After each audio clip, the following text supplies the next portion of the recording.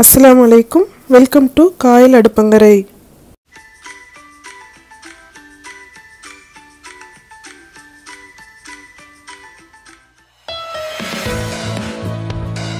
இன்னைக்கு நம்ம பார்க்க போறது ஒரு இன்ட்ரஸ்டிங்கான ரெசிபி.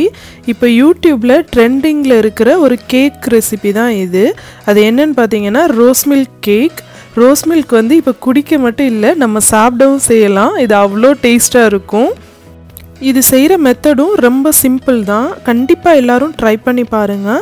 இந்த டேஸ்டியான ரோஸ் மில்க் கேக் இப்போ எப்படி பண்ணுறதுன்னு நம்ம பார்க்கலாம். இதுக்கு தேவையான இன்க்ரீடியன்ட்ஸ் பார்த்திங்கன்னா 1 கப்பு நான் மைதா எடுத்திருக்கேன். அப்புறம் நான் இது வந்து எக்லெஸ் கேக்காக தான் நான் பண்ண போகிறேன். அதனால நான் ஒரு 1/2 கப் அளவுக்கு தயிர் எடுத்துக்கிறேன்.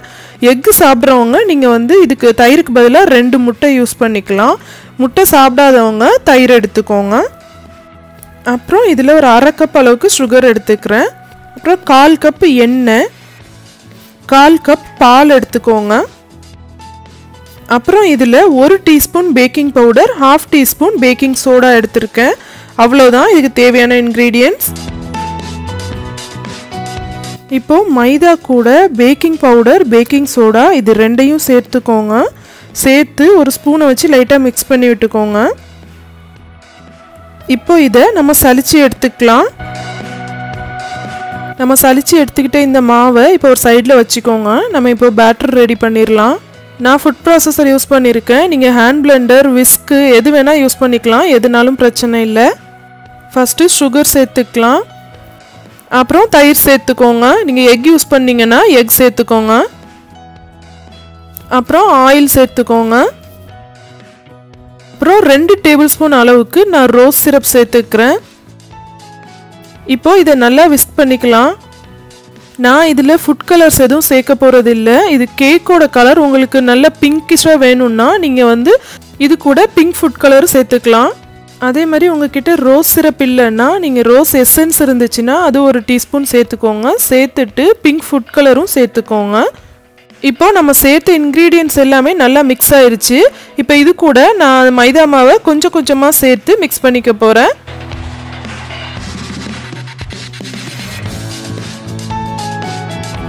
ஃபைனலாக பாலும் சேர்த்து நல்லா மிக்ஸ் பண்ணிக்கோங்க. ரொம்ப நேரம் இது மிக்ஸ் பண்ணணும்னு தேவையில்லை. எல்லா இன்க்ரீடியன்ட்ஸும் நல்லா கம்பைன் ஆகிற மாதிரி நம்ம மிக்ஸ் பண்ணிக்கிட்டாலே போதும். பாருங்கள், இப்போது நம்ம கேக்குக்கு தேவையான பேட்டர் ரெடி ஆயிடுச்சு.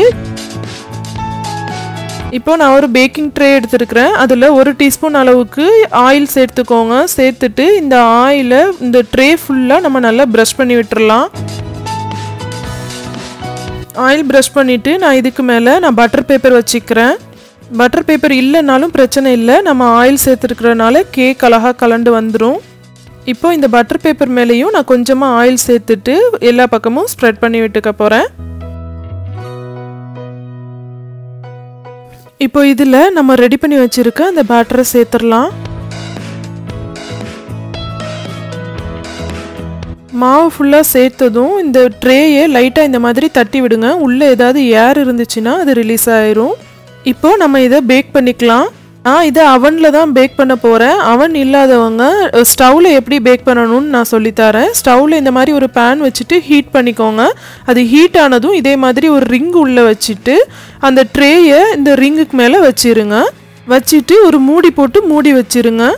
ஸ்டவ்வை நல்லா லோ ஃப்ளேமில் வச்சுருங்க. லோ ஃப்ளேமில் வச்சுட்டு ஒரு 35 to 45 மினிட்ஸ் வரை நீங்கள் வேக வச்சு எடுத்துக்கலாம். அவனில் வைக்கிறீங்கன்னா அவனை 180 டிகிரியில் ப்ரீ ஹீட் பண்ணிக்கோங்க. ப்ரீ ஹீட் பண்ணிவிட்டு அதே 180 டிகிரியில் சேம் 35 to 45 மினிட்ஸ் வச்சு எடுத்துக்கோங்க.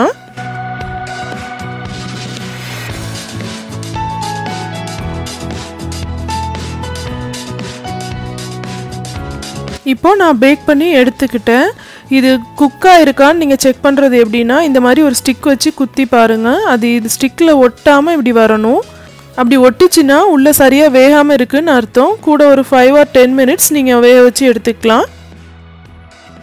அப்புறம் ஒரு ஃபோக் எடுத்துகிட்டு இந்த கேக்கு ஃபுல்லாக இந்த மாதிரி நல்லா குத்தி விட்டுக்கோங்க. நம்ம இப்போ இதில் ரோஸ் மில்க் பண்ணி இதில் ஊற்ற போகிறோம். அந்த ரோஸ் மில்க் வந்து நல்லா அப்சர்வ் ஆகணுங்கிறதுக்காக தான் நம்ம இந்த மாதிரி குத்தி விட்டுக்கிறோம். இப்போ இதை இப்படியே வச்சுக்கோங்க. நம்ம ரோஸ் மில்க் ரெடி பண்ணிடலாம். இப்போ ரோஸ் மில்க் செய்கிறதுக்கு நான் ஃபஸ்ட்டு ஒரு 1/2 கப் அளவுக்கு பால் எடுத்துக்கிறேன். அப்புறம் இன்னொரு 1/2 கப்பு கண்டென்ஸ்ட் மில்க் சேர்த்துக்கோங்க. அப்புறம் இன்னொரு அரை கப்பு ஃப்ரெஷ் க்ரீம் சேர்த்துக்கோங்க. 2 டேபிள் ஸ்பூன் அளவுக்கு ரோஸ் சிரப்பும் சேர்த்துக்கோங்க. சேர்த்துட்டு இதை நல்லா மிக்ஸ் பண்ணி விட்டுக்கலாம். இப்போ ரோஸ் மில்க் ரெடி ஆயிருச்சு. இப்போ இந்த ரோஸ் மில்கை நம்ம கேக்கில் ஊற்ற போகிறோம். அதுக்கு முன்னாடி இப்போ நம்ம இந்த கேக்குக்கு கீழே இருக்கிற பட்டர் பேப்பரை ரிமூவ் பண்ணிடலாம். இப்போ ஒரு ட்ரேயில் நான் கேக்கை எடுத்து வச்சுக்கிறேன். எடுத்துட்டு அது பேக் சைடு இருக்கிற அந்த பட்டர் பேப்பரை நம்ம ரிமூவ் பண்ணிடலாம். கேக் பாருங்க ரொம்ப சூப்பராக பேக் ஆகிருக்கு. இப்படி பார்க்குறதுக்கே சாப்பிடணும் போல இருக்குது. பேப்பர் ரிமூவ் பண்ணதும் அகைன் இந்த கேக்கை எடுத்து பேக்கிங் ட்ரேயில் வச்சுக்கோங்க. இப்போது நம்ம ரெடி பண்ணி வச்சுருந்த ரோஸ் மில்கை இதுக்கு மேலே ஊற்றிக்கோங்க. உங்களுக்கு கேக் எந்த அளவுக்கு ஜூஸியாக வேணுமோ அந்த அளவுக்கு நீங்கள் ரோஸ் மில்க் சேர்த்துக்கலாம். எவ்வளோ சேர்த்துக்கிட்டாலும் பிரச்சனை இல்லை. இப்போ இந்த ரோஸ் மில்க் எல்லாம் கேக் நல்லா அப்சர்வ் பண்ணணும். அதனால இது ஒரு 1/2 அன் ஹவருக்கு நீங்கள் ஃப்ரிட்ஜில் வச்சுருங்க.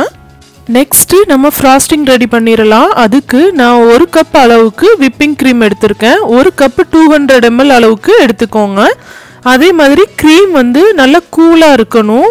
ரூம் டெம்பரேச்சரில் அந்த மாதிரி சேர்க்கக்கூடாது. கூலான க்ரீம் சேர்த்துக்கோங்க. அப்போ தான் உங்களுக்கு அந்த ஃப்ராஸ்டிங் கரெக்டான கன்சிஸ்டன்சியில் கிடைக்கும். இப்போ இது கூட நான் ஐசிங் சுகர் சேர்த்துக்கிறேன். ஐசிங் சுகர்னால் வேறு எதுவும் இல்லை, பவுடர் சுகர் தான். நான் வந்து ஒரு 60 கிராம் அளவுக்கு சுகர் எடுத்திருக்கேன். அதை பவுடர் பண்ணி வச்சுருக்கேன். நீங்கள் உங்ககிட்ட ரெடிமேட் ஐசிங் சுகர் இருந்தாலும் நீங்கள் சேர்த்துக்கலாம். அப்படி இல்லைன்னா நார்மல் சுகரே எடுத்துகிட்டு நீங்கள் பவுடர் பண்ணி சேர்த்துக்கோங்க. அப்புறம் 1 டீஸ்பூன் வெண்ணிலா எசன்ஸும் சேர்த்துக்கோங்க. சேர்த்துட்டு இதை நல்லா விஸ்க் பண்ணிக்கலாம்.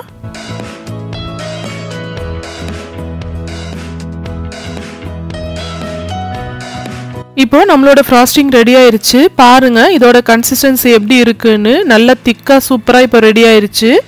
இப்போ இதை நம்ம கேக்குக்கு மேலே லேயர் பண்ணிடலாம்.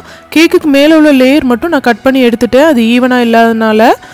இப்போ இந்த க்ரீமை 1 லேயருக்கு ஃபுல்லாக அப்ளை பண்ணிக்கோங்க.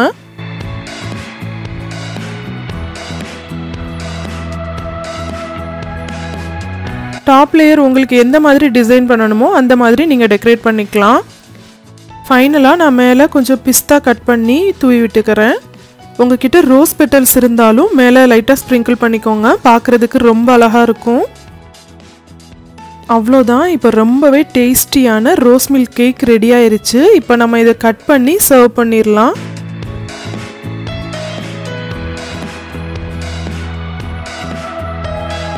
நீங்கள் சாப்பிட்றப்போ பிளேட்டில் கொஞ்சம் ரோஸ் மில்க் ஊற்றிட்டு சர்வ் பண்ணுங்கள். அந்த ரோஸ் மில்க் ஃப்ளேவரோட சாப்பிட்றப்போ ஜூஸியாக ரொம்ப டேஸ்ட்டாக இருக்கும். என்னோட கேக் கலர் பார்த்தீங்கன்னா நான் ஃபுட் கலர் எதுவும் யூஸ் பண்ணல, அதனால இந்த கலரில் இருக்குது. உங்களுக்கு நல்ல பிரைட் பிங்க் கலரில் வேணும்னா நீங்கள் பிங்க் ஃபுட் கலர் யூஸ் பண்ணிக்கோங்க. பாருங்க பார்க்குறதுக்கே ரொம்ப ஜூஸியாக சூப்பராக இருக்குது. டேஸ்ட்டும் ரொம்ப நல்லா இருந்துச்சு. கண்டிப்பாக எல்லோரும் ட்ரை பண்ணி பாருங்கள். என்னோட இந்த ரெசிபி பிடிச்சிருந்தா லைக் பண்ணுங்கள், உங்கள் ஃப்ரெண்ட்ஸ் அண்ட் ஃபேமிலிக்கு ஷேர் பண்ணுங்கள். காயல் அடுப்புங்கிற சேனலை இதுவரை சப்ஸ்கிரைப் பண்ணலன்னா சப்ஸ்கிரைப் பண்ணிக்கோங்க. பக்கத்தில் இருக்க பெல் ஐக்கானையும் கிளிக் பண்ணிக்கோங்க. இன்னொரு இன்ட்ரெஸ்டிங்கான ரெசிபியோட நெக்ஸ்ட் வீடியோவில் உங்களை மீட் பண்ணுறேன். தேங்க்யூ ஸோ மச் ஃபார் வாட்சிங்.